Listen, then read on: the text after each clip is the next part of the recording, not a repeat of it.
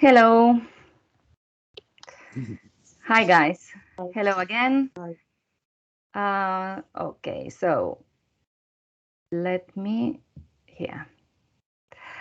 Right. Okay. So, a very interesting subject for today's education talk.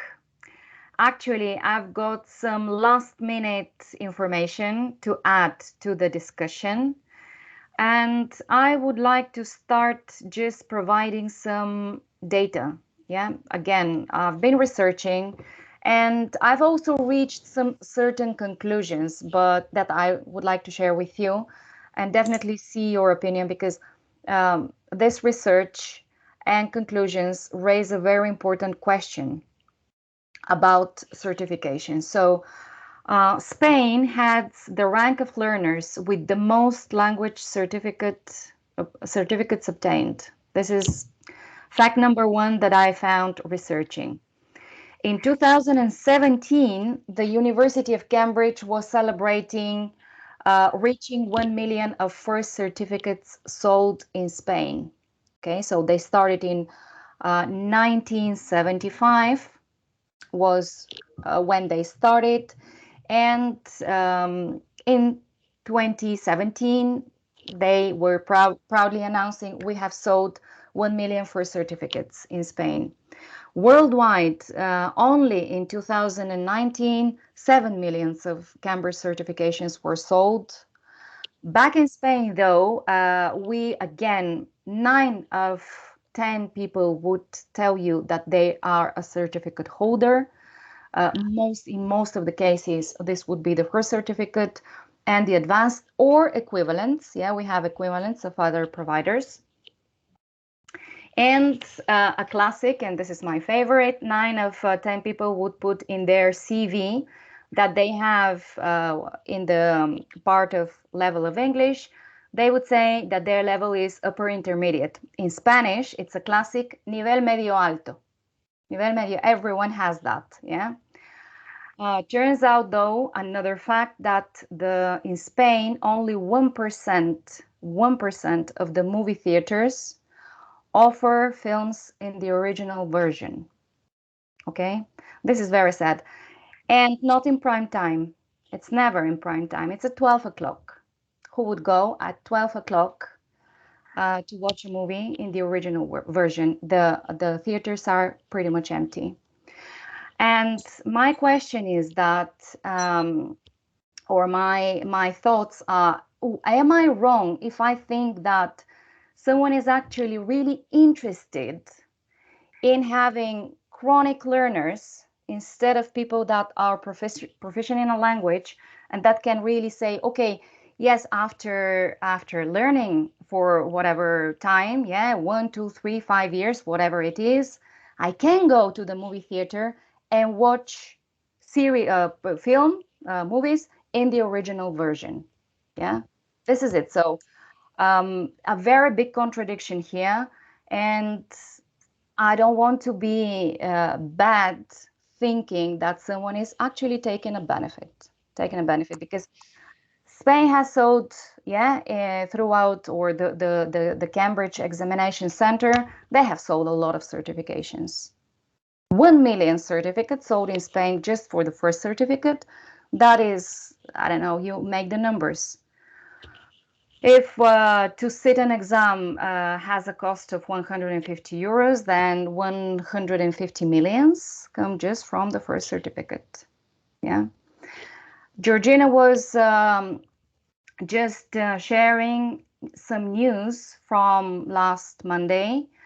And this is that right now, I mean, so far, Spanish universities, or at least speaking about Catalonia, Catalonian universities.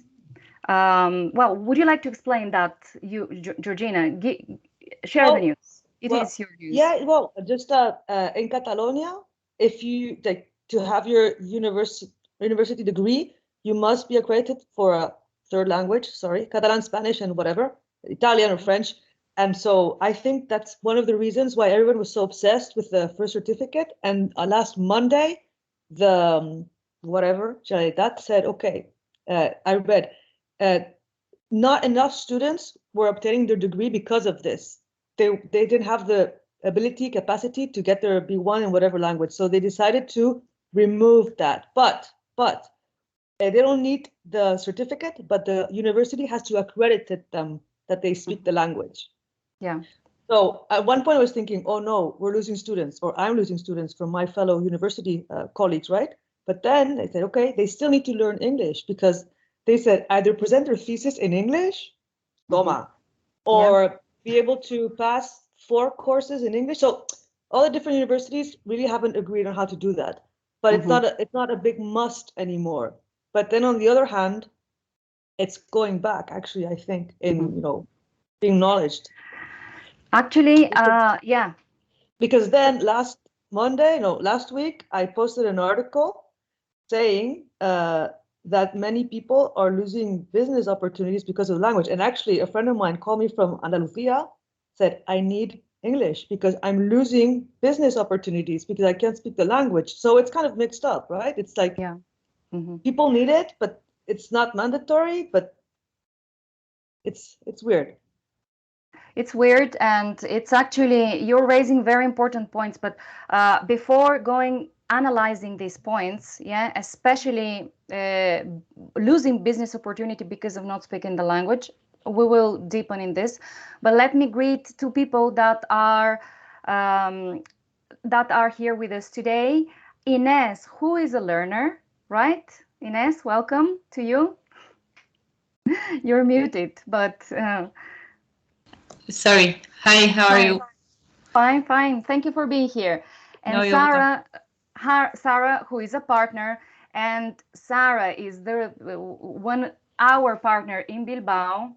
She has a language school, and recently she has incorporated the online classes to her offer as well. She has 2 language schools, sorry. And a prize winner. Sarah is also a prize winner. I read in your website that you guys have won a prize, which is fantastic. Because of a job well done, based on quality and customer service, high client satisfaction. So it would be amazing to hear your opinion about that and how that impacts, or this fever for certificates here in Spain, how it impacts, your strategies, your learning, your offer. It would be very interesting to knowing it as well. And I know Maria shared that Ines has some ideas as well. So Ines, if you want, at the end of this talk, I'll give you the possibility of sharing your ideas to the teachers here. Yeah, and this is a food for thought always. So okay, thank you. Yeah, okay, you'll tell us. So back to this not career, but this I don't know, fever for getting a certificate. Yeah, so we get a certificate, and then what? What do we do with it?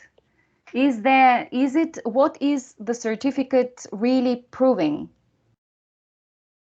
What is it for? What do you guys think? Steve, hi, how are you? I'm well, thank you. Yeah. Okay. Yeah. What you asking? What the certificate proves? What does it prove? What do you think? What, any certificates, or the first certificate, or? As of this, let me just, I'll answer your question. We're talking about language certificates, but it's interesting because when I was preparing the image for this talk, I was in Canva. I was looking for images in English because they're, I think, an Australian company. And I was looking, searching with the word diploma.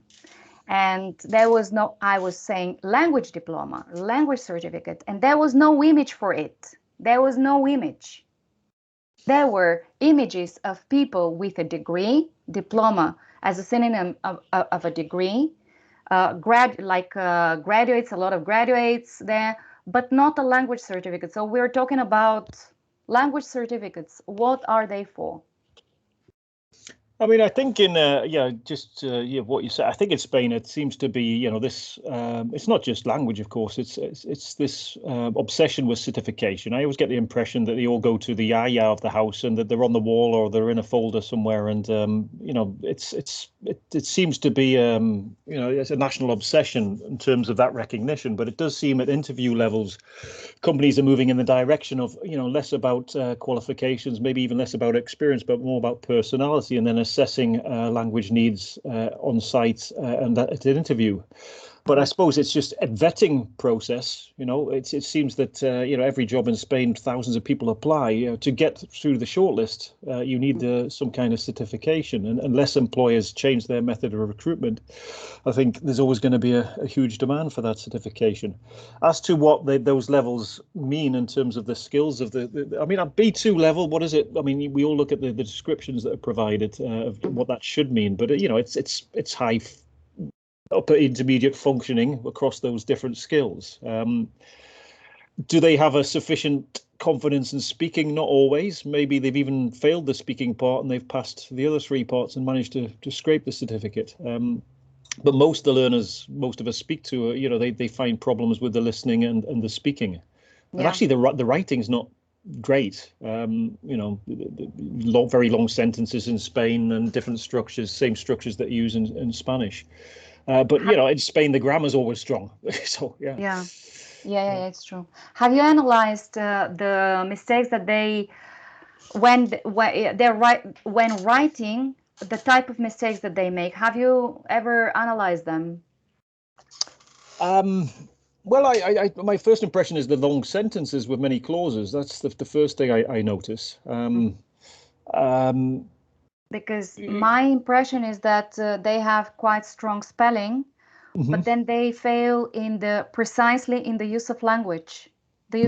So it's not so much, for instance, things such as word order, which is use of language, the right preposition, right or wrong preposition, use of language.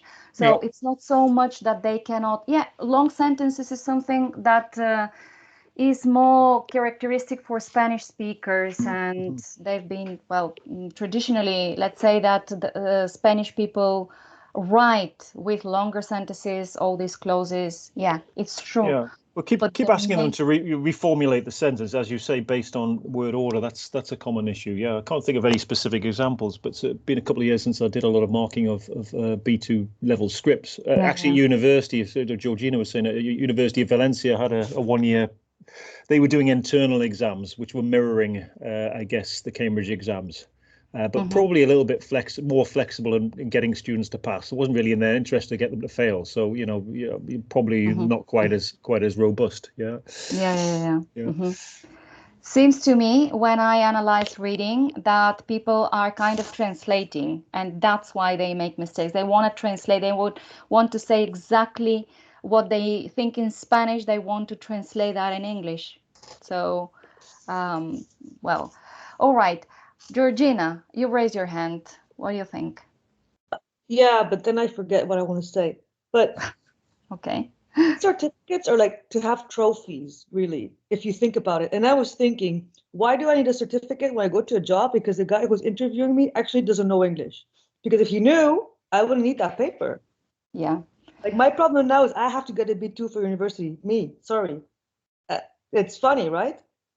And then I read this article that I read. It actually said that the B2 from Cambridge actually, tests. The thing it tests the most is the writing part. So not the speaking part. Like the reading and the writing would be like the most important thing of the test, or where all the efforts are put into to qualify the student, but not the speaking part. And that's, I don't know. Mark was saying last week, I remember him just mentioning about exams in Italy, for instance, being oral. So isn't it better? What do you think? Even if we have to sit an exam for a certification, wouldn't it be better first to sit the speaking part, and then if we pass that, sit a reading writing test? Shouldn't it be the natural order of things?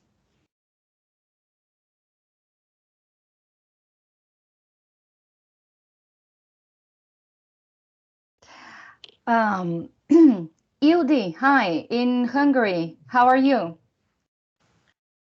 Hello, everybody. Good morning. Good morning. Well, when I took my certification, that was a long time ago. But actually, in Hungary, you are able to choose the spoken part or the written part, or all together. So you can apply for the speaking, and you can also apply for the written part. And you can also, if you are successful in both of them, you can do all together. But I don't know, since I took it like 35 years ago, I don't know today if they changed anything. But in Hungary, you can choose between these two options. How do you watch your films in the movie theaters? In the original version with subtitles or dubbed? Yes, in the original version with subtitles. Is this a problem for the Hungarian audience? No, I don't think so. Well, I didn't have any problem with it when I started, to be involved in English. I don't think, in my opinion, but to be honest, when I finished college and I graduated, I left Hungary. So I haven't been living in Hungary for 25 years. So it's a different situation for me because I've been living in Portugal, in Italy, in different countries around the world. How, Gergo? Oh, thank you, Ildi. Thank you. Gergo, go ahead. Yeah, hello. Good morning, everyone. Hi. Do you hear? Good morning. Okay, so just about the subtitles. Actually, recently, like half a year ago, it has changed in Hungary, and most of the movies are screened, dubbed, and actually, even if there are subtitles, they are in English. And so you can go and watch the movies in original with English subtitles, not Hungarian subtitles, which is not very appealing for the audience. Therefore, most of the people nowadays in Hungary, they watch movies dubbed in the cinema. Okay. What would you say the level of English in Hungary is altogether? Compared to what? To Spain. I actually couldn't really tell about the younger generations, but I would say that me, like my generation, the 40s, I think we have a better level of using the language than the generations coming after us. Like the millennials, for example, there was because of my brothers, I see their education, or I saw their education, and I saw a real drop in the quality of language education in Hungary. Oh, okay. That is my experience. Right. Okay. So I think that would you agree that the way the exam is shaped determines the way they study? For instance, if we just change the format of the exam and we make it, I don't know, much more practical, based on actually testing speaking, understanding and speaking, would it measure better the actual language proficiency of students? What do you think?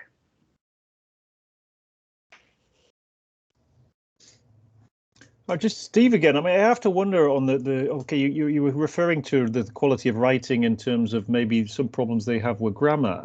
But realistically, in how many jobs do you have to do any extended writing? I mean, replying to emails, etc. I mean, okay, maybe there's some report writing, but it seems that functional speaking is what you're going to need in the workplace, if that's indeed why you're learning the language socially as well. I mean, it's always speaking.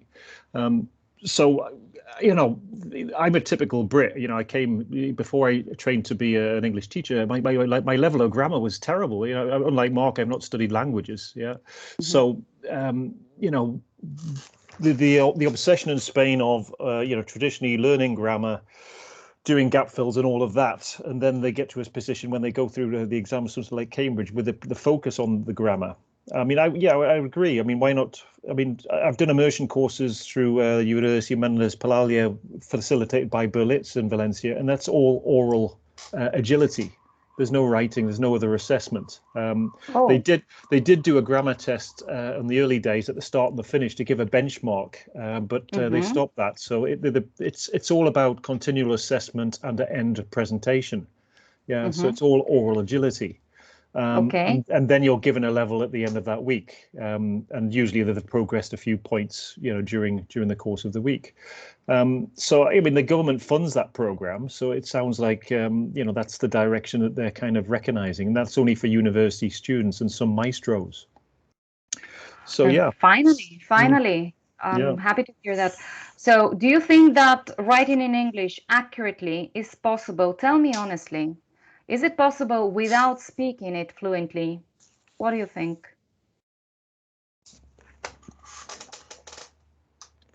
The style of writing, is it? I mean, if it's if it's informal or formal, if you don't speak it, you're going to use very formal. If your training is very formal, and who actually uses formal language these days? When's the last time any of us wrote a formal letter?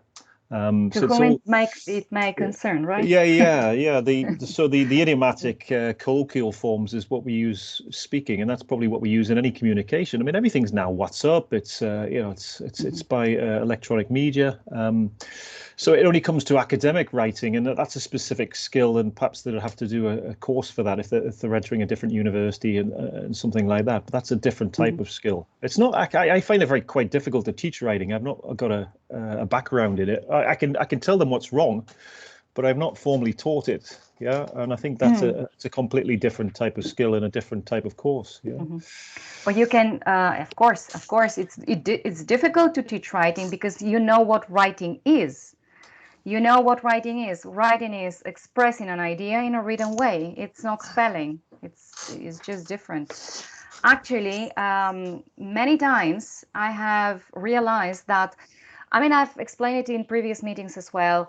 There is a very important element in the phases of learning, in the learning phases. There is a very important moment, and it is when we still don't understand language, the language English. We don't understand it, but we start imitating English or any other language. Yeah, this is where learning is produced. Actually, yeah, we are probably not quite aware of it, but this is where we strongly learn. Yeah, in this moment, we don't understand yet, and yet we produce, we imitate. This is where we acquire the pronunciation. This is where we start making sense of things. Now, if we try to take a shortcut, think about kids, for instance, yeah, we would never interfere in this phase. We would never tell a kid that is starting to speak, oh, hold on, now I'm going to show you how to write this. We're not doing that. We're just letting them do the process, which finishes in them speaking. Afterwards, they start writing. At first, they write simple sentences, simple ideas, and then we show them how to elaborate these ideas further. But if we interfere with adult learners, especially adult learners, in this first phase that happens in between understanding and imitating, if we try to mess around with writing and then exam preparation and then this and that, eventually the objectives deviates from speaking the language to taking an exam for which I have to learn certain techniques, for which I have to learn the tenses and the prepositions and lists of words and this grammar and that passive voice and so on until we pass the exam. But eventually we haven't worked at all in our fluency or understanding. Yeah, so we're kind of letting the student acquire up to 60% of their capacity and forgetting about the 40% that happens in these first phases. Now, in order for you to realize the importance of this early interference when we interfere in this process, I'll give you some examples. What it means to speak English at 60% and at 100% of your capacity. Yeah, I'll give you some examples. For instance, it means that When we go to an English-speaking country and we travel, right, we won't be lost. This is what it means. We are not going to get lost. We're going to make our way around the city. But we will struggle tremendously to understand the foreigner asking for directions and giving directions to them in our hometown. This happens with all these people that have taken the first certificate, for instance. It also means that I'm doing a presentation in English and I will write it somehow and I will present it somehow, but I will dread the spontaneous questions at the end of it because I may not understand them. And back to the point that Georgina was raising, it also means that I won't be able to do business. I will be able to buy in English, but not to sell, because selling means persuading, explaining. So if I'm not able to sell my stuff, then I'm not able to grow. And that's why here in Spain, we're preparing people to buy, but we're not preparing people to sell what they do or what they offer or their products. Yeah. When I have someone that has acquired the first certificate, I know that they cannot sell yet. These people have taken the shortcut. Their objective was passing an exam. I know that they know how to fill gaps. But if we tell them, okay, so take this, sell it, they will fail. Yeah, this is it. This is the level. So Gergo and Mari Carmen wanted to say something. It's your turn, guys. First Mari Carmen, then Gergo. Go for it. I just wanted to add some good news, I think, and that is that there is a sort of awakening in this concern, because you guys know that, for example, up until last year, for students to go from university to Erasmus, if they were to go to an English-speaking university, they would need literally the B2 certificate. And I recently found out that, for example, the University of Carlos III has created a different format where they've skipped the written part, okay, and they don't have, of course, the official B2 yet. They do get something that says equivalent to, and that is good enough for them to be able to go to Erasmus to a different country, which I think goes to show that the tendency is there and is growing. Fantastic, yeah, fantastic, great news, very optimistic. Gergo? Hello. Well, actually, it was my hand raised for the one time before. So yeah, exactly. No worries. No. Fantastic. Well, this is great news. This trend that Mari Carmen was just describing. And if you want, guys, let me ask Ines. Are you there, Ines? Yeah. Hi. Hi. So your idea. It's your turn now. Let's hear what you have to say. After this debate, I don't know what to say, but I came to the meeting in first place to talk about the English classes in my company. I'm not doing these English classes at the moment, but my colleagues tell me that the classes are a lot of speaking, and they want to do more of listening, grammar, or like to be different the classes and not so more dynamic, I think. And also, if there's this opportunity to change also the professors, that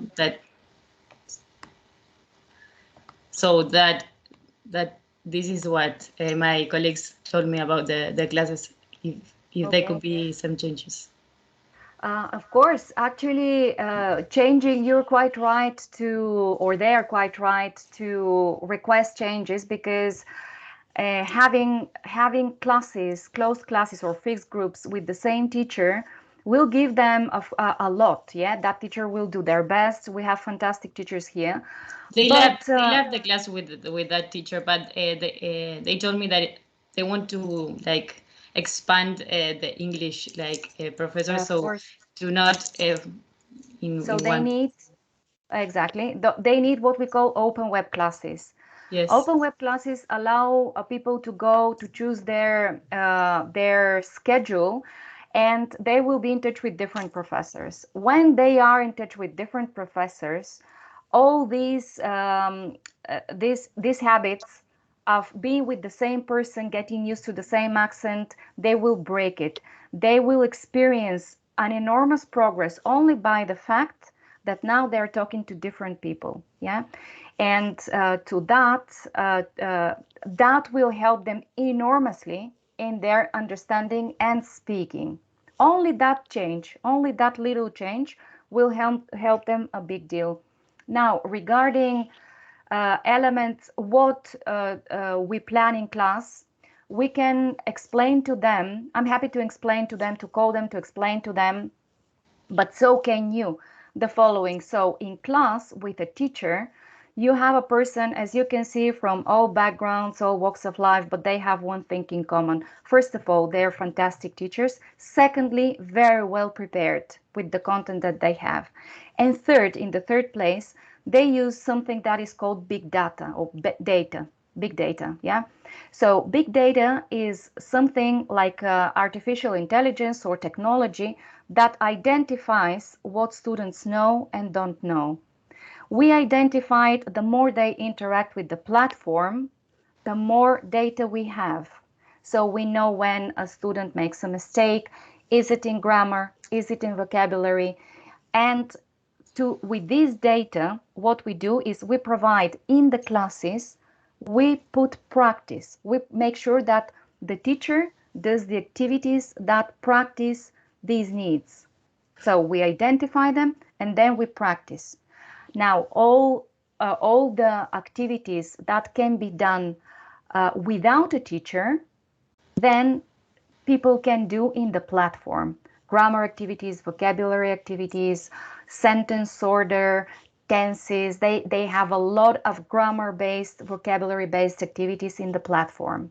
With the teachers, we do only the things that cannot be done alone. Yeah, so you need a teacher to activate you, to make sense of things, to make you use this grammar and this vocabulary.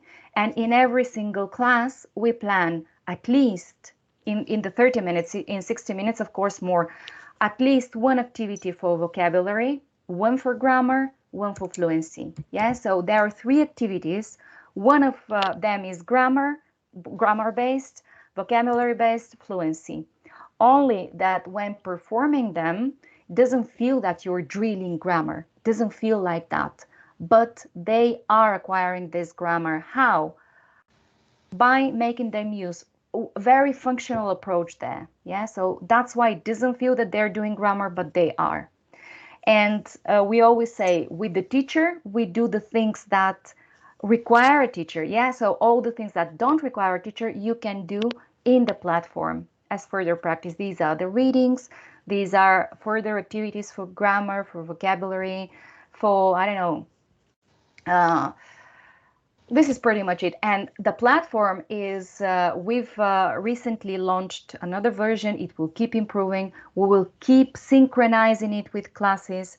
So we have created a product that is actually very, very flexible, very dynamic, very agile, and is based on that with the teacher. I practice a lot. The teacher makes me use all these structures, vocabulary, and activities for fluency. I myself reinforce on my own with the platform. Yeah, this is the idea. But I would suggest that they try the open web classes. Okay. Definitely. So I talked with Maria to do the open web class. Okay. Yeah. Perfect. If they have requested that, of course. Fantastic. Okay. Thank you. Yeah. Okay, guys. Sarah, hi. How was it? How are you? Talking to me? Yes. I'm fine, thank you.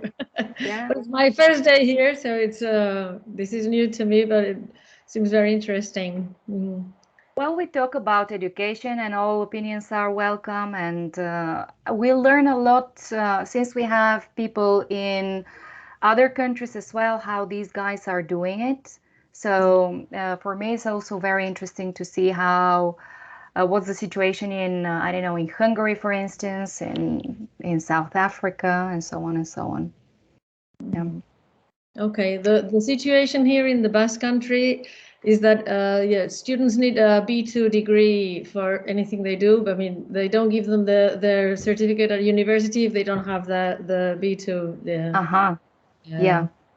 So So they're kind of yeah, I mean the level is quite good, but the thing is, most people get the degree, but they're not able to speak the language. So yeah, a classic.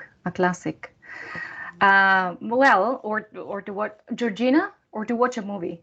my favorite. No, sorry, Georgina? yeah. Like what's true? Sorry, yeah. That the word on top of it all, o sea, a más, the B2 has no limit date. So this means that maybe a student gets the B2 like now at 18, 22, but then what happens then? They don't practice the language and maybe they're 30, they're accredited for B2 and they have no idea. And the other exam, the IELTS thing, I think it lasts for 2 years. So again, it's not a guarantee. What do we do? I was fortunate to speak to a student yesterday and he knows how to speak English. So I was like, okay, he's got his B2 and he knows how to speak.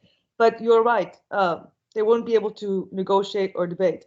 But maybe we can think about that. The fact that it doesn't have a limit date, it doesn't guarantee that they practice. So maybe in the long run, it's actually harmful for the students.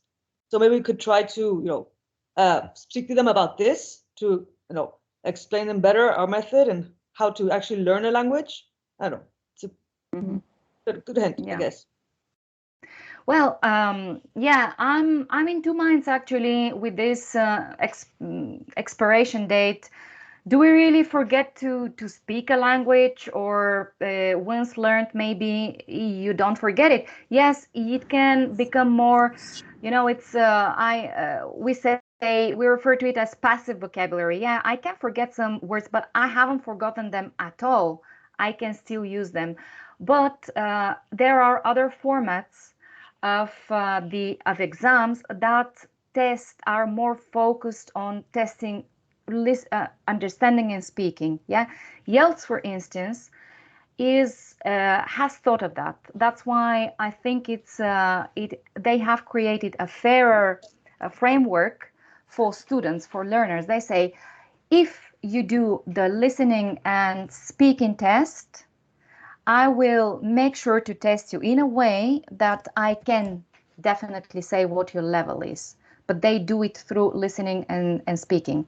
Yeah, they have parameters to test that, which is fantastic. I think that the format, which is very obsolete, that the British Council has imposed, needs to change. That format needs to change. And in the future, even these certifications need to disappear because they won't be necessary, yeah, in the future. Until then, yeah, we will need to test and kind of make sure, but now people, as Mari Carmen said, are figuring out different ways. Yeah, so they certifications, at least in the current format, are very obsolete. In the current format, those under the British Council guidance, at least, yeah, Americans do it differently.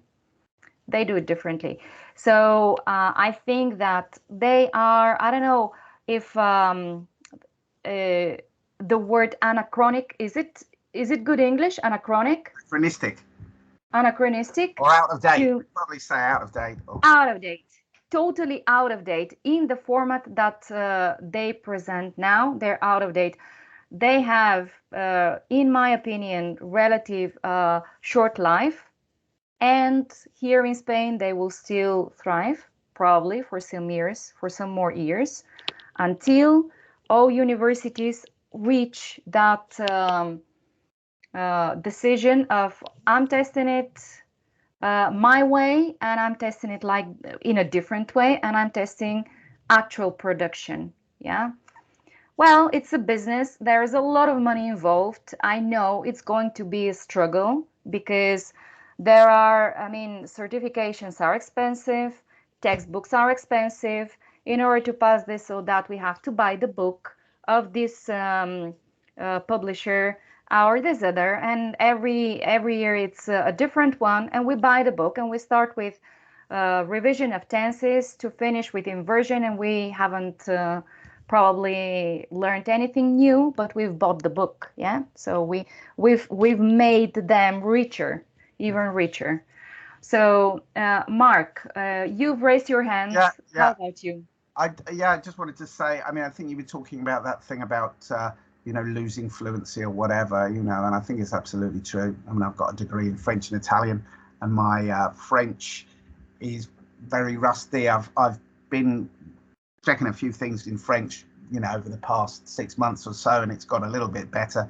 But you know, you do forget a lot, and my Italian is crap. You know, I mean, to think I've got a degree in it and I can't really speak. I think I can't really speak it because I'm muddling it with Spanish.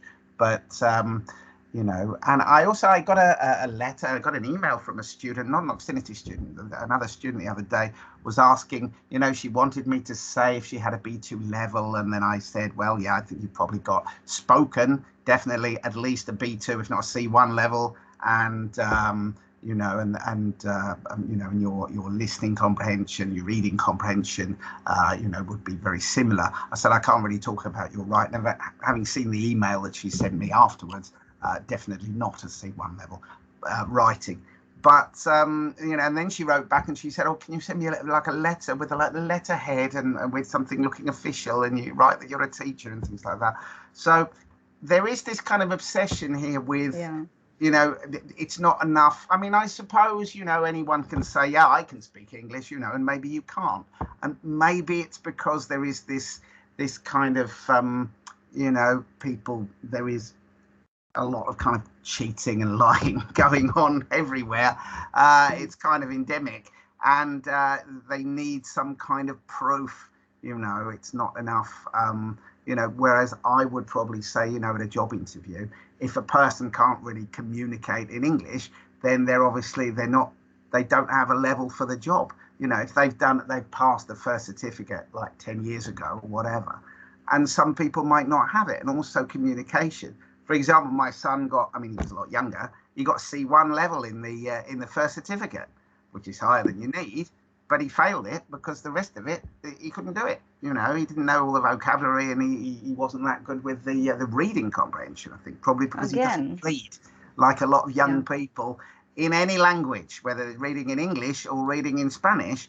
The kids don't read, and so their competencies in you know, in basic written language is low, you know.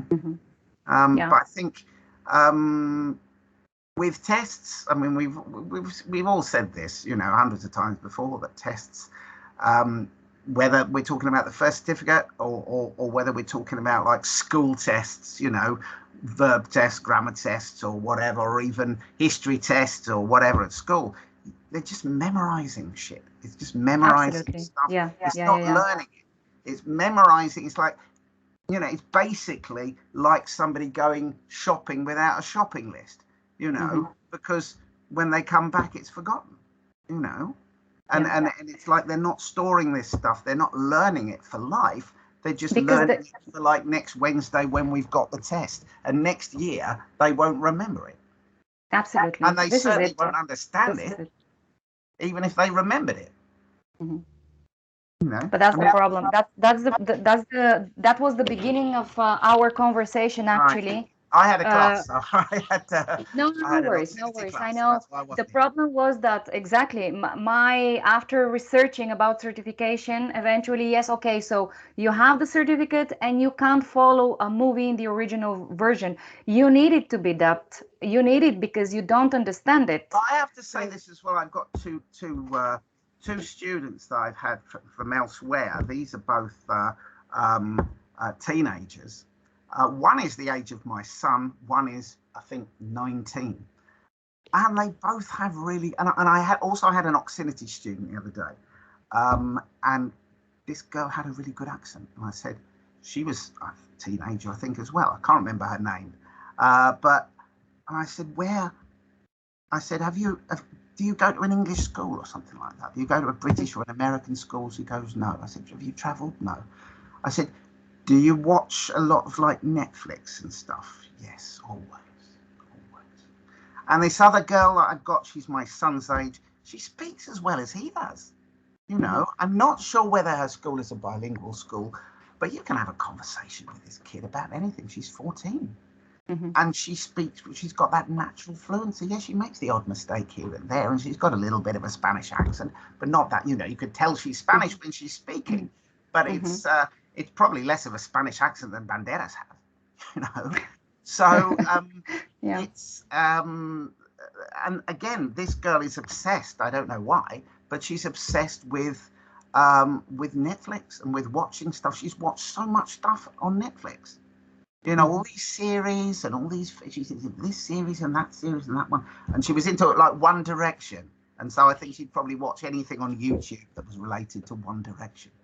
And it's like, you know, this is what people should be. This girl was speaking English like an English girl, and yet she wasn't English. Her parents weren't English. She didn't live in England. And this was, you know, this is what we want from our students. And you see that. Absolutely. It could Can I conclude? It's easier for younger people, though. Go on, sorry. Can I conclude then that less obsession with certificates and more Netflix, less thinking of English as a business, and more practical skills for our children, adult learners, more, all in all, more interaction and less obsession with this certificate or this level, and eventually in the ideal world, certificates won't be necessary. They will die because they won't be necessary. People will be speaking English. People will be understanding everything because of Netflix. Yeah, because of Netflix, because of our teaching style, and because of the exposure that we give to students. Yeah, 3 years are more than enough to learn a language. Yeah, more Netflix, less certifications. Well, okay, guys, thank you very much. Thank you, everyone. We extended a little bit longer today, but it was worth listening to your opinions. I'm very grateful for everything that you've shared. Very grateful to Ines and to Sarah having joined us. And I hope next week we will do the evolution meeting. We had no time for it. Next week we go back to it, and with more interesting topics to talk about, hopefully. So have a great weekend, and I'll see you next week. Thank you, everyone. Bye. Thank you. Bye. Thank you. Thank you. Have a nice weekend. Thank you. Have a nice weekend. Bye-bye. Bye-bye. Bye.